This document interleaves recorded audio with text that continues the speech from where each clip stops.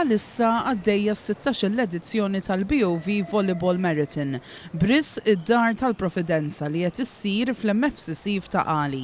40 plejer magħżula minn aktar minn 60 applikant bdew il-ħamis li għadda bi sfida ta' 53 siegħa tal-logħob tal-volleyball bla waqfien għal għan nobli. Tkellimna mad-direttur tekniku ta' din il-maratona Chris Crocker fejn spjega l-importanza ta' din il-maratona fejn id-dar tal-Providenza għandha 8 miljun euro spejjeż kull sena biex tibqa' toffri s-servizz tagħha b'xejn lil 115 il-resident.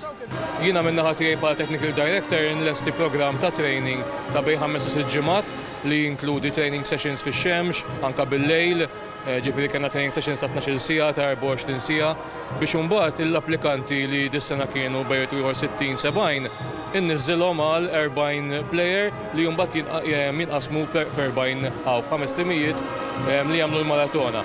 Tkellimna wkoll ma' parteċipanti f'din il-maratona.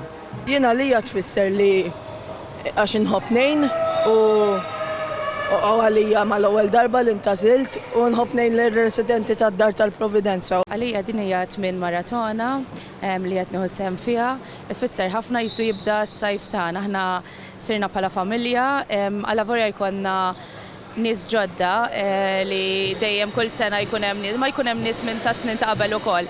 Aħna qed ngħinu ħafna nies, id-dar tal-Providenza għandha bżonn ħafna flus biex topera u dija ftit mill-parti tagħna li aħna drajna daħalna fir-rutina tagħna li nagħtu l-ħin tagħna biex ngħinu nkunu kontribut ftit żgħira. Ngħin il-dar għax apparti li hemm bżonn li jinġabru ħafna flus, id-dar għandha bżonn tkun ukoll parti mis-soċjetà. U aħna ngħixu kuljum barra u l-ġurnata tagħna ta' kuljum li mmorru x-xogħol u mmorru d-dar nitaqgħu familja u noħorġu. Nippruvaw indaħħlu id-dar tal-Providenza parti minn din il-miġġa ta' kuljum tal-ġurnata biex niftehmu.